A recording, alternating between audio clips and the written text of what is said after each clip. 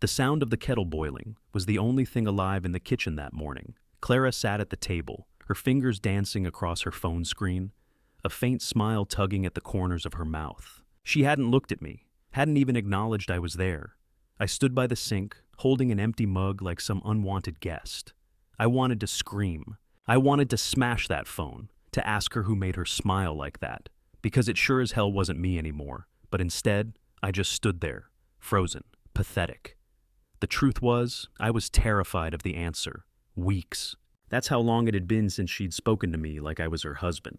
At first, I convinced myself it was just stress, or maybe I'd done something small to annoy her. I apologized. God, I apologized for things I didn't even understand. Nothing worked. She gave me silence, and I accepted it. But that morning, something shifted. It wasn't just the way she ignored me. It was how comfortable she looked doing it. Like I was already erased. Like I was the ghost haunting a life she'd already moved on from. And when she got up from the table, grabbed her bag, and walked out the door without a single glance, I felt something inside me twist and crack. I stood there, staring at the door long after it closed, and a single thought burned through my mind. She doesn't care if I disappear. So I decided I would. That morning, when Clara left without a word, I didn't chase after her. I didn't text. I didn't call. I just stood in that quiet kitchen and let the sound of the front door slamming echo in my head. Something inside me snapped, not in anger, but in this raw, hollow way, like a wire finally breaking after being stretched for too long. I spent the day pretending to work, but mostly just staring at the clock, listening for the sound of her car in the driveway. When she finally came home, it was late. Her hair was messy, her makeup smudged just enough to make me wonder, and there was this faint scent on her, a cologne I didn't recognize. She brushed past me like I wasn't there, heading straight to the shower. I just stood in the hallway, watching her bag on the floor, unzipped, and I saw it. A small envelope peeking out, something handwritten. My heart started pounding. I swear I could hear my pulse in my ears. I knew I shouldn't look. Every sane part of me screamed not to, but I did. I pulled it out, and my hands shook as I opened it. Inside was a folded note, just a few words scrawled in ink. Tonight was perfect. I can't stop thinking about you. It felt like someone had punched me in the gut. My knees almost gave out, and I had to lean on the wall just to stay standing. I wanted to confront her right there, storm into the bathroom, demand an explanation. But I didn't. I slid the note back into her bag, exactly how I found it. That night, I lay in bed beside her, my body stiff as a corpse, while she scrolled on her phone. She didn't notice the way my hands clenched under the blanket, or the way my breathing hitched every time she smiled at her screen. I couldn't sleep. Every time I closed my eyes, I saw that note. Those words. And that's when I decided I needed to know everything. I wasn't going to be the clueless husband anymore, waiting for scraps of her attention. I was going to find out exactly what she was hiding, no matter how much it destroyed me. The next evening, Clara told me she had work drinks. She said it like it was nothing, like it was a normal Tuesday. She didn't even bother to look me in the eye when she said it. I nodded, pretending to be the same clueless Leonard she'd been ignoring for weeks. But inside, I was boiling. That note had burned itself into my brain. I needed to know who she was smiling at, who she was meeting while I sat at home like some abandoned pet. I waited for her to leave. I watched from the living room window as she got into her car, her hair perfectly done, her favorite perfume trailing in the air like a mocking reminder of what I no longer had. She never got this dressed up for me anymore. My heart was pounding so hard that my hands shook when I grabbed my keys. I waited a few minutes before following her, careful to stay far enough behind that she wouldn't notice. I felt ridiculous, like some desperate detective in a bad movie, but I couldn't stop myself. She drove across town, past the places we used to go together. The drive felt endless, and with every red light, my stomach twisted tighter. Finally, she pulled into a small, dimly lit parking lot near a bar I'd never seen before. It wasn't some fancy restaurant or office gathering spot. It was the kind of place people went when they wanted to stay hidden. I parked a few cars down, my palms sweaty on the steering wheel, and waited. A man was already there. I saw him as she walked toward the entrance. He was leaning against a black car, his posture relaxed, confident. She smiled at him. God, that smile. And for a second, I felt like someone had ripped the air out of my lungs. He touched her arm like they'd done this 100 times before, like they belonged to each other. She didn't pull away. They walked inside together, and I sat there in my car, frozen, every nerve in my body screaming. I thought about storming in, demanding answers, but I couldn't. I wasn't ready for the truth, not like that. Instead, I sat there in the dark, gripping the steering wheel until my knuckles turned white, watching the door like a predator waiting for prey. I don't know how long I sat there, minutes, hours, it all blurred together. Every car that pulled up, every shadow that passed by, made my heart jump. I kept imagining what they were doing inside. When she finally came out, it wasn't with him. She was alone, her face unreadable. She didn't look guilty, she didn't look happy.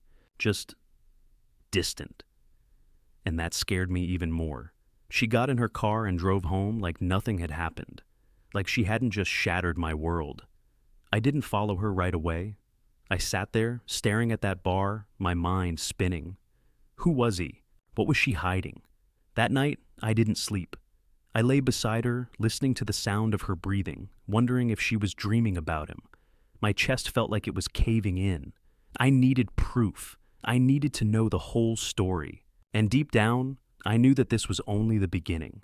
The day after I followed Clara, I couldn't focus on anything. My work emails piled up. My boss left me 2 voicemails, but none of it mattered. Every time I closed my eyes, I saw her smile at that man. Every time my phone buzzed, I half expected it to be her, lying to me again about work dinners or late meetings. I felt like I was losing my mind, like the walls of our house were whispering the truth I didn't want to hear. By noon, I made a decision. I needed proof, real proof, not just a note in her bag, not just a smile at some stranger. I needed something that would leave no room for doubt, something I could hold in my hands and say, "This is what you've done to me." The idea of snooping made me feel sick, but not knowing felt worse. When Clara came home that night, I tried to act normal. I asked about her day, and she barely mumbled an answer before heading to the bedroom with her phone glued to her hand. That phone had become like a locked door between us, and I knew if I was going to find the truth, I had to get past it. I waited until she fell asleep. I lay there in the dark, pretending to breathe evenly while her phone rested on the nightstand. My heart hammered so hard I thought it would wake her. I reached for it, my fingers trembling like a thief, but just as I picked it up, the screen lit up with a message. It wasn't a contact name, just a single initial, R. The message was short. "Same place tomorrow?" I stared at those words like they were poison. Every part of me screamed to open the chat, to scroll, to see everything. But I didn't. I put the phone down slowly, my hands shaking so badly I almost dropped it. I lay back in bed, staring at the ceiling, feeling like the floor had fallen out from under me. The next day, I couldn't eat, couldn't think. When Clara said she had another late night at work, I just nodded, hiding how my stomach twisted into knots. I didn't follow her this time. I didn't need to. Instead, I went through the house like a man possessed, looking for anything, any shred of evidence that would explain who R was. And I found something. It was hidden in the back of her closet, inside an old shoebox that I didn't recognize. I opened it, expecting photos or maybe letters. What I found was worse. A small silver bracelet engraved with initials that weren't mine, and a stack of movie tickets and receipts, restaurants I'd never been to, hotels I'd never heard of. My chest felt tight as I sat there on the floor of our closet, holding someone else's memories in my hands. I heard her car pulling into the driveway and panicked, shoving everything back into the box, trying to look casual. When she walked in, she didn't even glance at me. She went straight to her phone, like always. I watched her from the doorway, every word I wanted to say choking me, but I stayed quiet. Not because I forgave her, no. I stayed quiet because I needed to know just how deep this betrayal went. I needed to see how far she was willing to go, how much of our life was already a lie. And a dark part of me, the part that had been broken by weeks of silence, decided that I would find out in a way she would never see coming. That night I lay in bed, staring at the ceiling, unable to close my eyes. Clara slept beside me, her breathing steady and peaceful, as if she hadn't just spent the evening somewhere else, with someone else. Every time I looked at her face, all I could see was that faint smile she'd given the man outside the bar. The bracelet, the notes, the late-night messages from R. It all screamed at me, louder than any confession ever could. I felt like I was living with a stranger, and yet I couldn't bring myself to confront her, not yet. I wanted more than just a messy fight or a string of denials. I wanted the truth, raw and undeniable, even if it shattered me completely. So, I started planning. The next morning, while Clara was in the shower, I grabbed her phone. My hands were shaking so badly I nearly dropped it. I'd memorized the shape of her passcode over the years, but now it felt like trying to break into a safe. When the screen unlocked, my stomach flipped. There it was, the chat with R. I didn't scroll, didn't open it. I was too scared of what I'd see, and I knew I needed a better plan, something smarter, something that wouldn't leave me drowning in half-truths or vague messages. That's when I decided to set a trap. I bought a small audio recorder that afternoon, the kind you could hide under furniture without anyone noticing. It felt like a betrayal to spy on my own wife, but what choice did I have? The silence between us had turned into a brick wall, and I needed a way to break it down. When Clara went to the grocery store later that evening, I slipped the recorder under the passenger seat of her car. If she was meeting R, I'd hear it. I'd hear everything. The hours that followed were torture. Clara said she was staying late at work again, and I just nodded, pretending to be my usual pathetic self, the clueless husband she thought she could walk all over. As soon as her car left the driveway, I sat in the kitchen, staring at the clock. Every minute felt like an hour. Every sound outside made me jump. I wanted to follow her again, but I knew I had to wait. When she came home, well past midnight, she was glowing. Her hair was messy in that I don't care way. And there was that same faint scent of cologne that wasn't mine. I forced myself to smile, forced myself to act like nothing was wrong. Inside, I was on fire. She went straight to bed, falling asleep instantly, while I lay there next to her, wide awake, thinking about the recorder in her car. The next morning, I told her I needed to run an errand, and as soon as she left for her shower, I rushed out to the driveway. I grabbed the recorder from her car and sat there, alone, holding that little black device like it was a bomb. I couldn't bring myself to listen to it right away. I just stared at it, my heart pounding, knowing that whatever I heard could destroy me. Finally, I pressed play. The static at first made me panic, but then I heard it. Her voice. Clara, laughing, talking softly, and then another voice. A man's, deeper, confident. The two of them talking like lovers, their words cutting me open with every second that passed. She talked about me, about how I wouldn't notice and never ask questions. I couldn't breathe. My hands were trembling so badly I nearly dropped the recorder, and then I heard it, her saying his name. Ronan. The name hit me like a gunshot. I stopped the recording and just sat there in the car, my head spinning. Who the hell was Ronan, and how long had this been going on? I felt my chest tighten with this mix of rage and despair, but one thing was clear. I wasn't going to sit here and let them laugh at me, not anymore. I spent the entire day in a fog, listening to that recording over and over until I could practically memorize every word. Clara's laugh with him was something I hadn't heard directed at me in months. Light, effortless, like he brought out a version of her I no longer had access to. And the way she talked about me, it was cruel without even trying to be. He doesn't notice anything, she'd said, her voice almost playful.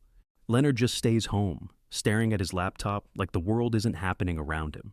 Every syllable cut deeper, each one a reminder of how invisible I'd become to the woman I'd built my life with. That evening, when she walked through the door with that same tired work excuse, I forced myself to act normal. I asked her how the day was, and she smiled that fake, distracted smile that didn't touch her eyes. I wanted to confront her right there, to throw the recorder on the table and scream, "Who the hell is Ronan?" But I didn't. Not yet. Because the anger bubbling inside me wasn't enough. I wanted to watch her lies unravel. I wanted her to feel the weight of being caught. After dinner, which she barely touched, she disappeared into the bedroom with her phone as usual. I sat on the couch, staring at the blank TV screen, my hands tightening into fists until my knuckles ached. I hated how powerless I felt. I hated how I'd become this quiet, pathetic shell of a man, tiptoeing around a woman who no longer saw me. That's when I made my next move. I logged into her laptop, the one she almost never used anymore. She had no idea I still remembered her password. At first, there was nothing, just boring emails and some work files. But then I saw it. A hidden folder buried deep in her documents, labeled with a meaningless string of numbers. Inside were photos, not of us, not of our life, but of her with him, Ronan. I stared at the pictures, my jaw locked, my entire body rigid with rage. They weren't explicit, but they didn't have to be. The way she looked at him, the way her hand rested on his chest in one of the photos. It was enough. I slammed the laptop shut so hard I almost cracked it. I couldn't breathe. My vision blurred as I realized just how long this must have been going on. I didn't sleep that night. Clara lay next to me, scrolling on her phone, completely unaware that I'd just seen her other life. When she finally drifted off, I stared at the ceiling, my mind running in circles. I thought about the man in the photos, about what I would say if I saw him, my fists clenched, my teeth ground together so hard my jaw hurt. I wasn't going to let this slide. The next day I called in sick to work, but I didn't tell Clara.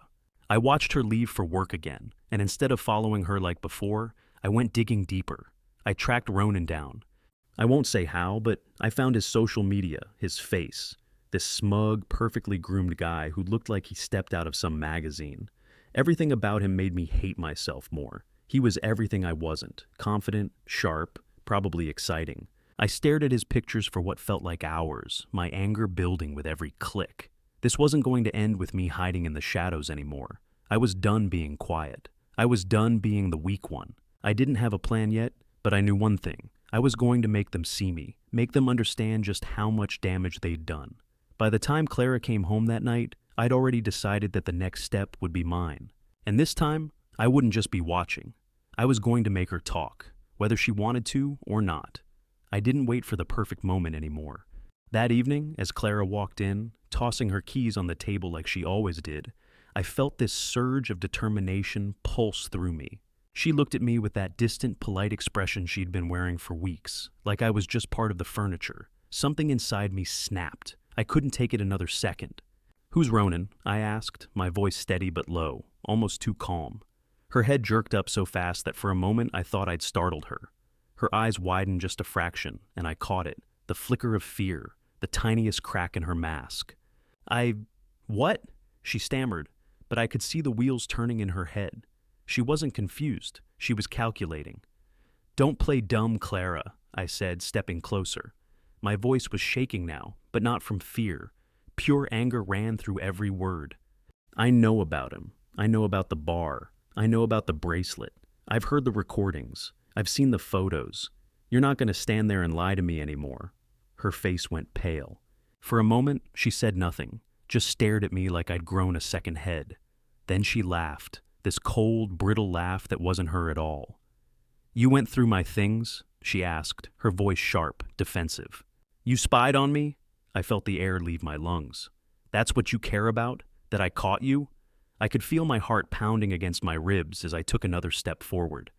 "You've been sneaking around with some guy, laughing at me behind my back, and now you're going to pretend I'm the villain here?" For the first time in weeks, she looked at me, really looked at me. Her face softened, but not in a way that gave me hope. It was pity. She shook her head slowly, like I was some broken thing she couldn't fix. "Leonard, you don't understand. You don't even see me anymore. Do you know the last time you really talked to me? The last time you actually looked at me, like I mattered?" Her words hit harder than I expected. They stung because there was truth in them. I wanted to shout that I did see her, that I'd done everything for her, but the words wouldn't come. My throat felt tight, my hands clenched at my sides. "So, this is your answer?" I asked, my voice cracking. "You find someone else and let him touch what's mine?" Clara flinched at that, her eyes narrowing. "I'm not yours, Leonard," she said, her tone icy. "I haven't been for a long time. You're just there. You don't fight for anything. You don't even fight for me." Those words shattered me. I stood there, unable to breathe, unable to believe that the woman I'd loved for years was standing in front of me, telling me I was nothing. My hands were trembling, my thoughts spinning like a tornado. I wanted to scream, to throw something, to make her feel the pain that was clawing at me. But I just stood there, a pathetic, broken man who had just realized the war was already lost. Then she said something I'll never forget. "I'm leaving tomorrow," she said quietly, her voice almost gentle now, as if I were a wounded animal. "I should have told you sooner. I'm sorry, Leonard. But this is over." She walked past me, heading to the bedroom, leaving me rooted to the floor. I couldn't move, couldn't think. Tomorrow? She was leaving tomorrow. My chest felt like it was collapsing. I realized in that moment that I wasn't just losing my wife. I was losing the only life I'd ever known. But as I stood there, Staring into the dark hallway where she'd disappeared, something strange happened. The fear and heartbreak that had been crushing me for weeks started to twist into something else, something sharper. If she thought she could just walk out of my life like I didn't exist, she was wrong. I barely slept that night. I sat on the edge of the bed while Clara slept on her side, her face turned away from me, like always.